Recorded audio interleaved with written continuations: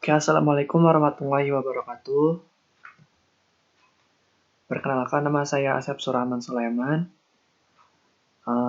Kali ini saya akan mempresentasikan tentang operasi unit kendali pertama pada CPU. Oke, langsung saja.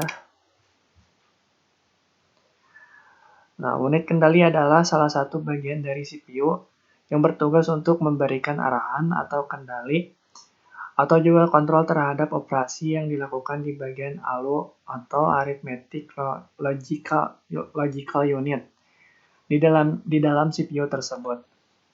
Nah, output dari CPU ini akan mengatur aktivitas bagian lainnya dari perangkat CPU. Nah, operasi mikro adalah operasi tingkat rendah yang dapat dilakukan oleh komputer atau CPU sehingga fungsi-fungsi operasi akan dihasilkan untuk memindahkan data antar register. Nah, operasi mikro ini mengatur fungsi-fungsi sebagai berikut ya. Yang pertama, membuka atau menutup suatu gerbang dari sebuah register ke sebuah bus. Nah, yang kedua, mentransfer data sepanjang bus. Ketiga, memberi inisial sinyal-sinyal kendali seperti read, write, shift, clear, dan set.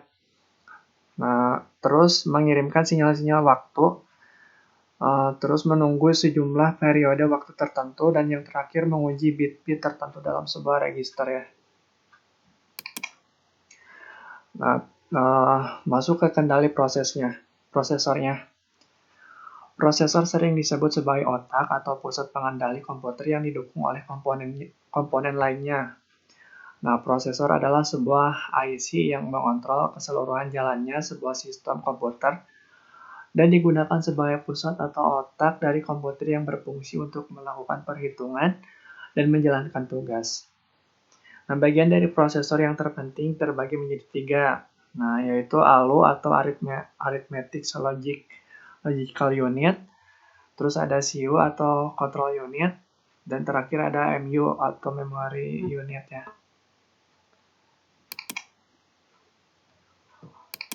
Oke, kendali mikroprogrammer. Nah, instruksi di patch ke dalam IR adalah pengendali mikro menjalankan program mikro yang bersesuaian ya. Nah, address awal program mikro di loading ke dalam CAR atau Control Address Register. Nah, kemudian memori kontrol mentransfer instruksi mikro pertama ke dalam CBR atau Control Buffer Register ya. Oke, lanjut. Nah, dengan mempatch sebuah instruksi mikro dari memori kontrol berarti kita menyatakan sebuah siklus mikro, yaitu waktu di mana instruksi mikro didekode untuk menghasilkan sinyal kendali yang diperlukan untuk menjalankannya gitu. Nah, ada CAR atau secara normal bertambah 1 pada tiap-tiap pulsa sehingga dapat mengalamati instruksi mikro berikutnya secara berurutan gitu. Nah, namun perhatikan bahwa rangkaian tersebut dapat diubah oleh kondisi-kondisi yang terjadi di dalam atau di luar CLU ya, yang memungkinkan menyebabkan pengendalian mikro meningkatkan CAR lebih dari 1. Nah, jika ada operan yang diperlukan untuk suatu instruksi tertentu, maka informasi address dalam IR dikode untuk melengkapi lokasi operan gitu.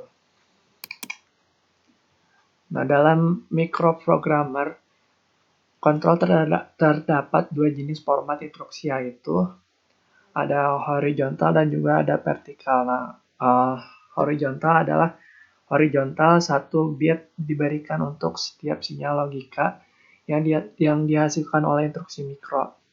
Nah, jenis implementasi di mana sinyal kontrol dikode ke dalam pada bit, kemudian digunakan setelah dikode gitu. Nah, terus yang kedua ada vertikal, hanya 1 operasi mikro yang dipanggil pada suatu waktu. Nah, kontrol di mana setiap bit kontrol mengatur 1 operasi gate atau mesin. Oke, bentar lanjut. Nah, komponen-komponen pada control unit microprogrammer. Nah, yang pertama adalah instruction register, menyimpan instruksi register mesin yang dijalankan. Terus yang kedua adalah ada control store berisi microprogrammer. Nah, dibagi lagi menjadi 3 bagian, yaitu untuk sebuah instruksi mesin, untuk startup mesin, dan untuk pemprosesan interrupt. Terus yang ketiga ada address computer circuiting, yaitu menentukan alamat control store dari mikrokonstruksi berikutnya yang akan dijalankan. Nah, terus ada microprogrammer counter, menyimpan alamat dari mikrokonstruksi berikutnya. Terus ada microinstruction buffer, yaitu menyimpan mikrokonstruksi tersebut selama dieksekusi.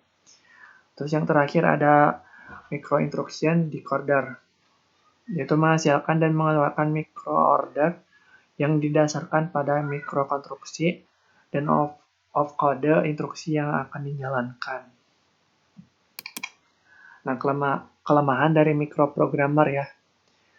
Yang pertama, kelemahan dari microprogrammer yaitu karena waktu akses memori kendali ROM menentukan kecepatan operasi CPU, maka kendali programmer mungkin akan menghasilkan CPU yang lebih lambat dibandingkan dengan kendali hardware.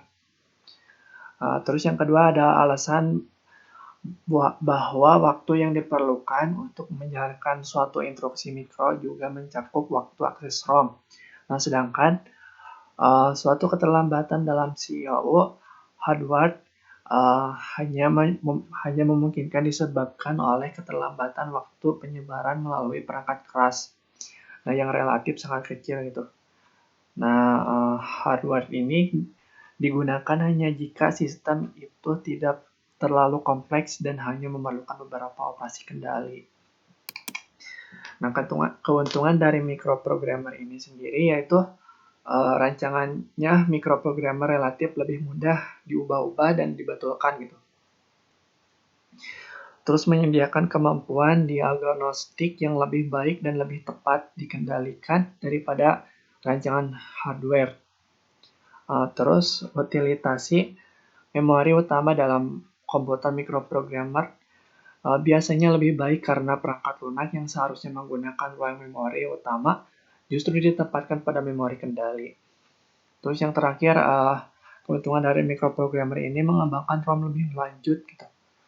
Pengembangan ROM lebih lanjut dalam kaitannya dengan harga dan waktu akses. Nah, secara lebih jauh, justru menguatkan posisi dominan programan mikro. Nah, salah satunya dengan menyertakan unit memori ketiga tersebut sebagai nano memori. Nah, tambahan bagi memori utama dan memori kendali. Dalam mengerjakan hal ini, mungkin terjadi pertukaran atau trade-off yang menarik antara programan mikro horizontal dan vertikal gitu. Nah, mungkin itu saja yang bisa saya presentasikan. Mohon maaf bila banyak kekurangan. Wassalamualaikum warahmatullahi wabarakatuh.